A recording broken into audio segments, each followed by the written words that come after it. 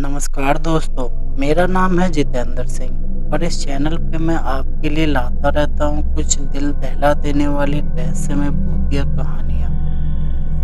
तो चलिए सुनते हैं आज की कहानी को। शनाया पेशे से एक राइटर थी, वो भी हैरत अंगेज और रूहानी दुनिया की कहानी लिखने वाली।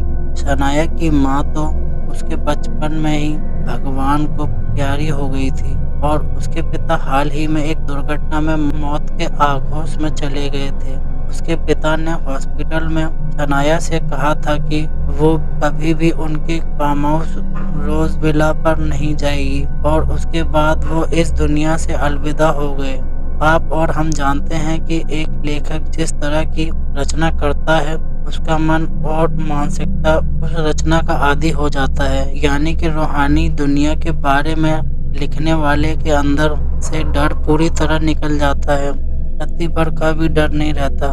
शनाया भी ऐसी ही थी। उसके पिता के मरने के समय कहे गए बात को भी भूलकर वह रोज विला जो उसका फार्म हाउस था वहां चली गई थी। शनाया की एक नई कहानी को पाने के प्यास ने उसे रोज विला पहुंचा ही दिया था। वह रोज विला में अपने कमरे में लगे आराम कुर्सी पर बैठकर कुछ लिख रही थी और जैसा हर लेखक के साथ होता है, उसे कुछ अच्छे शब्द ना मिलने से वो या तो शब्दों की तलाश में घूमना शुरू कर देता है या कुछ और काम करने लगता है। शनाया में भी दूसरे लेखकों की तरह यह गुण मौजूद था। उसमें यह गुण था कि वह मुंह में कलम को दबा लेती थी। उस रात को भी शनाया को शब्द न मिलने के कारण वो अपनी इस आदत को दोहराने लगी थी। शनाया ने अपने कलम को मुंह में दबाए सोचते सोचते घड़ी की ओर नजर दौड़ाई। रात के 12 बज चुके थे। यह देखकर शनाया ने सोचा कि आगे की कहानी कल लिखी जाएगी और वह अपनी डायरी बंद करके आराम कुर्सी को बिल्कुल सलीके से रखकर अभी उठी ही थी कि तभी उसके दरवाजे पर एक जोरदार दस्तक हुई। शनाया मन में सोचते सोचते दरवाजे की ओर बढ़ी।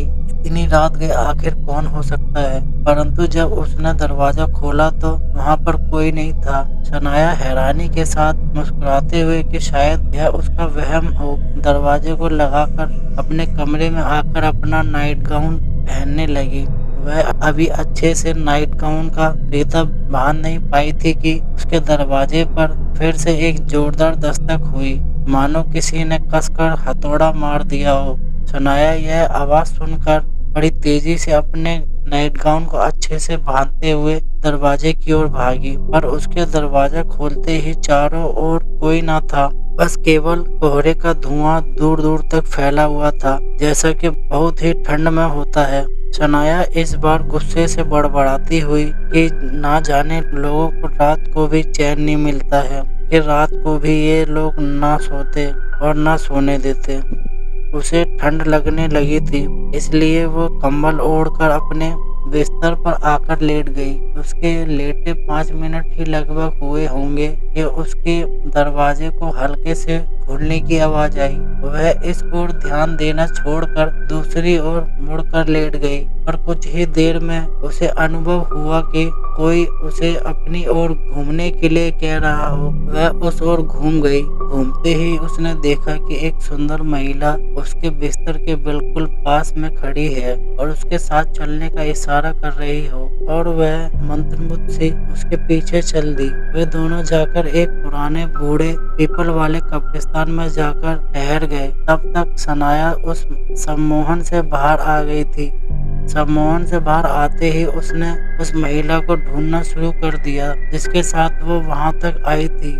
वह उस महिला को आवाज लगाते हुए यह सोचने लगी कि मैं यहाँ कहाँ आ गई। उसके बाद जब उसकी नजर अपने सामने पड़ी तो उसे बूढ़ा पुराना पीपल और आसपास कुछ कब्र दिखाई दिए।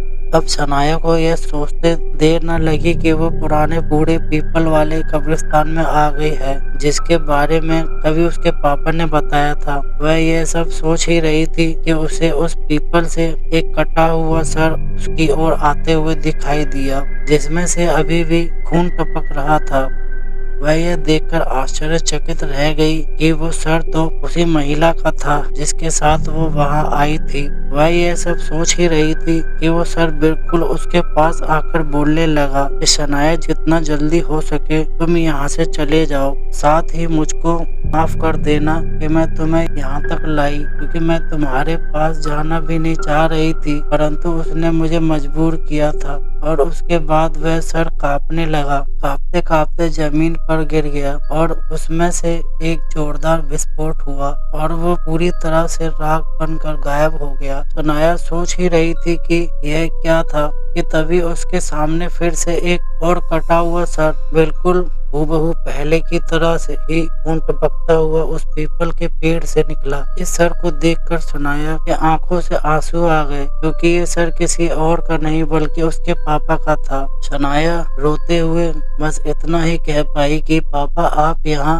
आप तो उस एक्सीडेंट में, मैंने आपका अंतिम संस्कार भी। शनाया की ये सारी बातें टूटी फूटी थी। फिर वह सर शनाया के बिल्कुल करीब आकर कान में यह बोला कि उस दिन वह मैं नहीं था बेटी, बल्कि यह उसकी चाल थी। हम सभी लोग उसके कैद में हैं। तुम यहाँ जितना जल्दी हो सके भाग जाओ। देखो वो आ रहा है और मुझे गुस्सा से धकेल रहा है। भाग जाओ यहाँ से, वह मेरे रूप में ही आ रहा है, जल्दी भाग जाओ यहाँ से। और वह सर भी कांपते हुए जमीन पर गिर गया और उसमें जोरदार धमाका हुआ और वो गायब हो गया।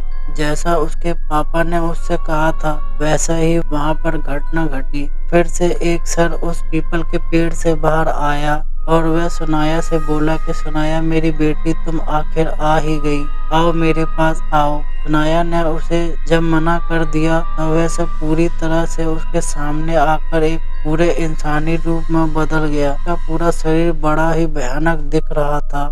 उसके शरीर को देखकर लगता था कि उसे हिस्सों से काटा गया हो और हड़बड़ी में सिर्फ एक दूसरे हिस्से की जगह पर सिर्फ रख भर दिया हो।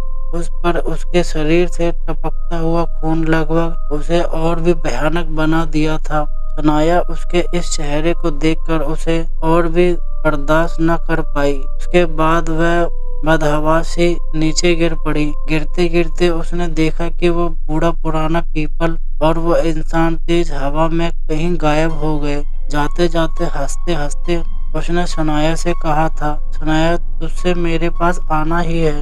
इतना कहकर वह वहां से चला गया। शनाया अब तक यह समझ गई थी कि वो सारी घटना वास्तव में घट रही थी उसके साथ, फिर भी उसकी हिम्मत ने अभी भी जवाब न दी थी और वो सोच रही थी कि शायद ये सब कुछ देर में सुबह होने के बाद समाप्त हो जाए। पर उसके आश्चर्य का तब और ठिकाना न रहा जब उसे बदहवासी में इस बात का अनुभव हुआ कि कोई उसे जमीन के अंदर खींच रहा है। जो वास्तव में उसके साथ हो रहा था, उसे अब तक होश आ चुका था। उसने देखा कि खून से बिल्कुल भीगे दो हाथ उसे जमीन के अंदर खींच रहे थे और कुछ ही देर में एक ताबूत में थी। वह ताबूत में जाने के बाद सोच रही थी कि अब ये सब यही खत्म हो जाए, परंतु बहुत कुछ बाकी था उसके साथ होना। और आश्चर्य की तब सीमा न रही जब वो ताबूत भी बारूद की तरह फट गया और शनाया जमीन के अंदर जाकर गिर गई।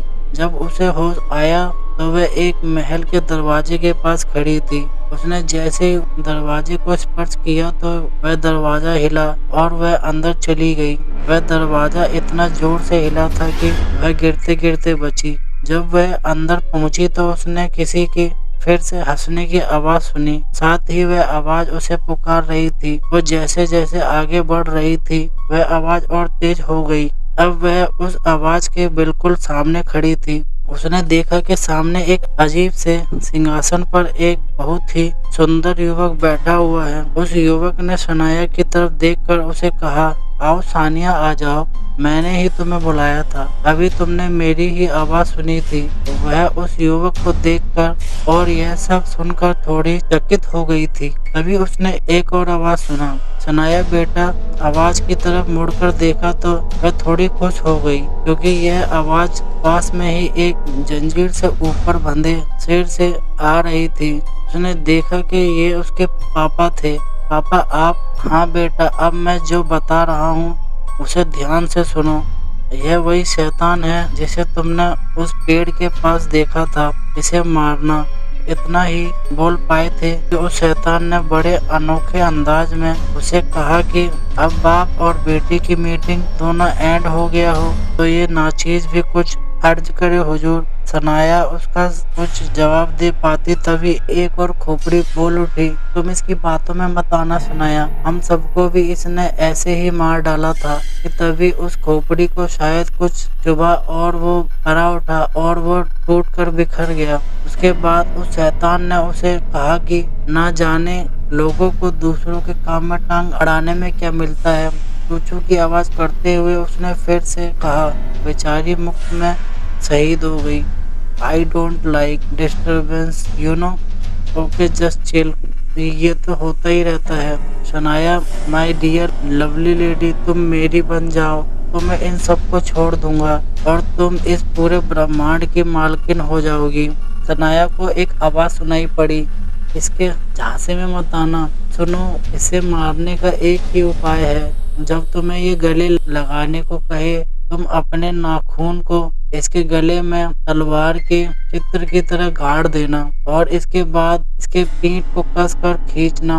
इतना ही बोल पाई थी वो आवाज कि उसके बाद सनाया ने किसी के जोर से कराहने और चिल्लाने की आवाज सुनी और उसके बाद वो भी शांत हो गई। सनाया ने शैतान की तरफ घूमकर उससे कहा कि आपकी रानी बनना मेरे लिए सौभाग्य की बात होगी। आइए मुझे अपने सीने से लगा लीजिए। उसके बाद उस शैतान ने जैसे उसे सीने से लगाया उसने उसके गले में उसी तरह से नाखून गड़ा दिया जैसे उसे करने को कहा गया था। उसके बाद उस शैतान के दर्द के कराने के बाद उसने कसकर उसके पीठ को खींचा। उसका पीठ और आधा धड़ अलग हो गया। उसके बाद वह शैतान जोर जोर से गुस्से से चिल्लाते हुए बोलने लगा, मुझसे धोखा किया तुमने, ये तुमने अच्छा नहीं किया सनाया।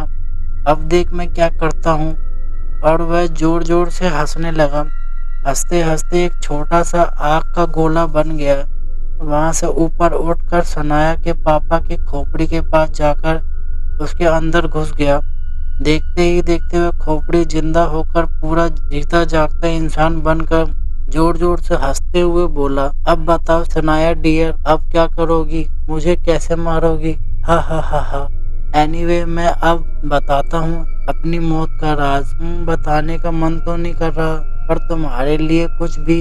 डियर माय लव, सुनो, ये तुम्हारे डियर पिताजी जो अभी मेहमान हैं हमारे और जिनके अंदर मैं अभी बैठा हुआ हूँ, मुझको खत्म करने के लिए तुम्हें अपने प्यारे पिताजी को मार डालना होगा माय लव। इन्हें पूरी तरह से फाड़ डालना होगा, तभी तो मैं ऊपर की ओर चला जाऊंगा। सनाया ये सब सुनकर चौंक सी गई। तुम ऐसा नहीं कर सकते, मैं अपने पापा को कैसे मार सकती हूँ। और वो रोने लगी। इसके कुछ देर बाद सनाया को अपने कान में एक जानी पहचानी आवाज सुनाई दी, सनाया बेटी, तुम्हें इसे मारने के लिए ऐसा करना होगा। मुझे मार डालो बेटी, क्योंकि मैं मर तो पहले ही गया हूँ। यह तो केवल मेरी आत्मा है, इसे अब मुक्त कर दो बेटा। सनाया ने कहा कि वह ऐसा नहीं कर सकती पर लेकिन पापा के अंतिम बार समझाने पर वो तैयार हो गई। तब तक वो शैतान भी उसके शरीर में आ चुका था। आते ही उसने सनाया से पूछा कि तो क्या डिसाइड किया आपने मैडम। उसके इतना कहते ही सनाया पूरे गुस्से से उसके शरीर पर झपटी और उसे बीच में से अपने नाखूनों से फाड़ती चली गई। अंत में इस भयानक रात का अंत होने को हुआ और उस शरीर के फटने के बाद सनाया ने देखा कि एक लड़का दर्द से करा रहा है। सनाया ने जब उसे देखा तो वो चौंक गई और बोल उठी, रोने ये तुम थे। उस लड़के ने जवाब दिया, हाँ सनाया, ये मैं ही था। तुझे न पाने के दर्द ने मुझे इस कदर तोड़ कर रख दिया कि मैं बर्दाश्त न कर पाया और मैंने अपनी जान दे दी। तब से अब तक भटक रहा हूँ, उस पुराने बूढ़े पीपल में रह रहा हूँ मैं। सनाया अंत में तो एक बार बोल दो आई लव यू, ताकि अब मुझे मुक्ति मिल जाए। सनाया को उस समय न जाने क्या हुआ और उसने बरबस ही उस लड़के को कह दिया, Ronit I love you. Sanaya के ये कहते ही उसने धन्यवाद कहा और उसके बाद वो महल फूट गया और सनाया बिल्कुल अपने दरवाजे के पास जाकर गिर गई। कुछ साल बाद सनाया अपने साथ होने वाली इस घटना को आज भी भूल नहीं पाई है। तो दोस्तों ये थी आज की कहानी। अगर आपको ये कहानी अच्छी लगी हो तो इस कहानी को लाइक करें, कमेंट करें और अपने दोस्तों के साथ फेसबुक और व्हाट्सएप पर शेयर करें। और अगर आपके पास भी कोई कहानी है तो हमें ज़रूर भेजें। और अगर आपको भूतिया कहानियाँ सुनना अच्छा लगता है तो हमारे साइबर इविल यूट्यूब चैनल को सब्सक्राइब ज़रूर करें और बेल आइकन को ऑल पर सेट करना ना भूलें, क्योंकि हम ऐसे ही रहस्यमय भूतिया कहानियाँ अपलोड करते रहते हैं। अब मेरा नाम है जितेंद्र सिंह और मैं मिलता हूँ आपको अगली कहानी में। वीडियो देखने के लिए धन्यवाद।